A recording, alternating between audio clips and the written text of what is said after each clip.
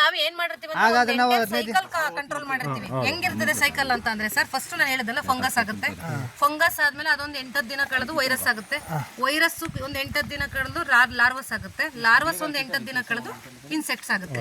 So insects ಮತ್ತೇನ್ ಮಾಡುತ್ತೆ, ಹೊಟ್ಟೆ ಇಕ್ಕುತ್ತೆ. ನಾವ್ ಒಂದ್ ಸೈಕಲ್ ಚೈನ್ ಹೆಂಗ್ ಬ್ರೇಕ್ ಮಾಡಿರ್ತೀವಿ ಅಂದ್ರೆ ಫಂಗಸ್ನು ಕಂಟ್ರೋಲ್ ಮಾಡಿರ್ತೀನಿ, ವೈರಸ್ನು ಕಂಟ್ರೋಲ್ ಮಾಡಿರ್ತೀನಿ, ಲಾರ್ವಸ್ನು ಕಂಟ್ರೋಲ್ ಮಾಡಿರ್ತೀನಿ, ಇನ್ಸೆಕ್ಟ್ನು ಕಂಟ್ರೋಲ್ ಮಾಡಿರ್ತೀನಿ. ಅಲ್ಲ ಪವರ್ ತಿರುವಾದ್ಮೇಲೆ ತಿರ್ಗಾ ಹುಳ ಬರಲ್ಲ. ಒಂದ್ ಸಂತತಿನೇ ತೆಗೆದು ಬಿಟ್ಟಿರ್ತೀವಿ ನಾವು. ನೆಕ್ಸ್ಟ್ ನಿಮ್ಗೆ ಏನು ಅಂದ್ರೆ ಜನರೇಷನ್ ಎನ್ರಿಚ್ ಆಗಿ ಹೊಸ ಸರ್ ಈಗ ತಿರ್ಗಾ ನಮ್ಗೆ 15 ಈ ತರ ಆದ್ರೆ ನಾವ್ ಮಾಡೋದು ನೀವು 6 ತಿಂಗಳ ತನಕ ನಿಮ್ಗೆ ಮ್ಯಾಕ್ಸಿಮಮ್ ಬರುತ್ತೆ ಸರ್. ಈಗ ಒಂದು ಜನರೇಷನ್ ಅಂತ ಇದೆ. ಈಗ ನಾವು ಇದೊಂದ್ ಮೇ ಹೊಡೆದ್ರೆ ಇನ್ನೂ ಒಂದು ವರ್ಷವರೆಗೆ ಇದೇನು ಮಾಡೋ ಅವಶ್ಯಕತೆ ಇಲ್ಲ. ನಾವು ಭೂಮಿಗೆ ಡೆವಲಪ್ಮೆಂಟ್ ಲಿಕ್ವಿಡ್ಗಳ ಭೂಮಿಗೆ ಹಾಕಬೇಕು. ಮತ್ತೆ ಏನಾದ್ರು ಸ್ಪ್ರೇ ಕೊಡ್ತೀರಾ ನ್ಯೂಟ್ರಿಯೆಂಟ್ ಕೊಟ್ಕೊಳ್ಳಿ. ಯಾವುದು ಫಂಗಸ್ ವೈರಸ್ ಇಂಪ್ರೂವ್ಮೆಂಟ್ಗೆ, ಎಲೆಗಳು ಜಾಸ್ತಿ ಅಗಲ ಬರೋಕ್ಕೆ ಅದಕ್ಕೆ ಟಾನಿಕ್ಗಳು ಕೊಟ್ಕೊಳ್ಳಿ.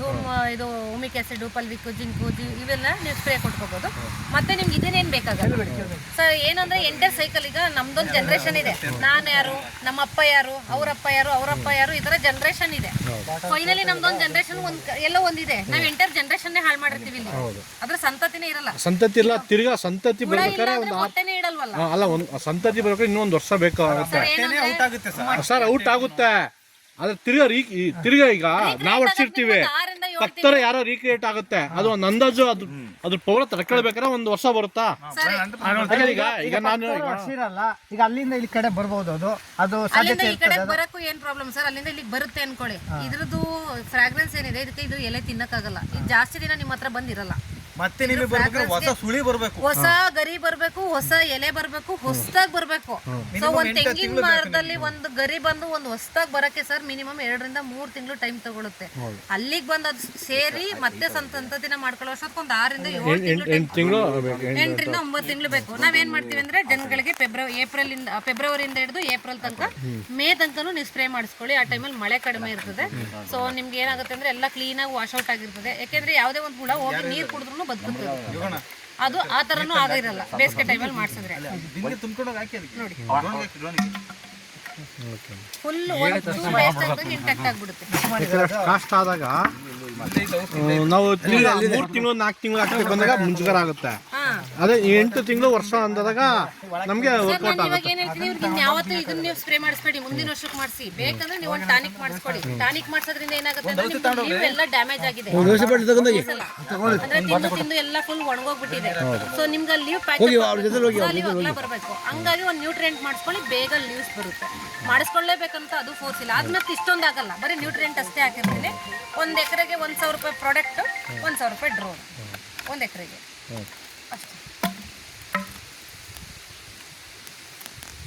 1,700 ರೂಪಾಯಿ ಡ್ರೋನ್ ತಗೋತಾನೆ, 1,400 ರೂಪಾಯಿ ಮೆಡಿಸಿನ್ ತಗೋತಾರೆ. ಒಂದು ಬಾಟಲ್ 1 ಲೀಟ್ರ್ ಸಾಕು. ಬೇಕಂದ್ರೆ ಆ ಟೈಮಲ್ಲಿ ನಿಮ್ಗೆ ಯಾವ್ದಾದ್ರು ಒಂದು ನೀಮ್ ಆಯಿಲ್ನ ಏನಾದ್ರು ಮಿಕ್ಸ್ ಮಾಡ್ಕೊಂಡು ನೀವು ತಂದು ಹಾಕೊಂಡು ಮಾಡ್ಕೊಬೋದು ಬೇಕಿದ್ರೆ. ಸಂಗ್ರ ಸರ್ ನಮ್ಗೆ ನೀಮ್ ಆಯಿಲ್ನೇ ಕೊಡದೆ ಹೋದ್ರು. ನಾವು ಹಾಕಿರೋ ನೀಮ್ ಆಯಿಲ್ ಮಿನಿಮಮ್ 6 ತಿಂಗಳು ಮಳೆ ಅಂತ ಕಹಿ ಅಂಶ ಹೋಗೋದಿಲ್ಲ ಸರ್. ನೀಮ್ ಆಯಿಲ್ ಬಗ್ಗೆ ಗೊತ್ತು. ನಾನು ಈಗಾಗಲೇ 1 ವರ್ಷ ಬೇರೆ ನೀಮ್ ಆಯಿಲ್ ತಂದ್ಕೊಟ್ಟಿಲ್ಲ. ಈ ನೀಮ್ ಆಯಿಲ್ ವಿಶೇಷತೆ ಇದೆ. ಬೇರೆ ನೀಮ್ ಆಯಿಲ್ 10,000 50,000 ppm ಕೈ ತೊಳೆದು ಹೋಗುತ್ತದು. ಇದು ನೀವು 10 ಸಲ ಕೈ ತೊಳಿ, ಕೈ ಮುಟ್ಟಿ ಕಹಿ ಅಂಶ ಹೋದ್ರೆ ಅಷ್ಟು ದುಡ್ಡು ಫ್ರೀ ಕೊಡ್ತೀನಿ. 1,75,000 ppm ಅದು ಪೆಂಟೆಡ್ ಅದ್ರ ಮೇಲೆ. ಸರ್ ಇದಕ್ಕೆ ಕೆಮಿಕಲ್ ಸ್ವಲ್ಪ ಡ್ರಾಪ್ ಇರಲ್ಲ ಅಲ್ಲ? ಬಯೋದೇ ನೋಡಿ, ಅದ್ರ ಮೇಲೆ ಬಯೋನೇ ಐತೆ ಫುಲ್. ಇಲ್ಲ ಐತೆ ನೋಡಿ, ಇಲ್ಲಿ 1,75,000 ppm. 10,000 ppm ಸಿಗಲ್ಲ ಸರ್ ಇಲ್ಲೆಲ್ಲ ಲೋಕಲ್ ಅಲ್ಲಿ. 10,000 ppm ಸಿಕ್ಕರೆ ಹೋಗುತ್ತೆ, ಇರೋದೆಲ್ಲ.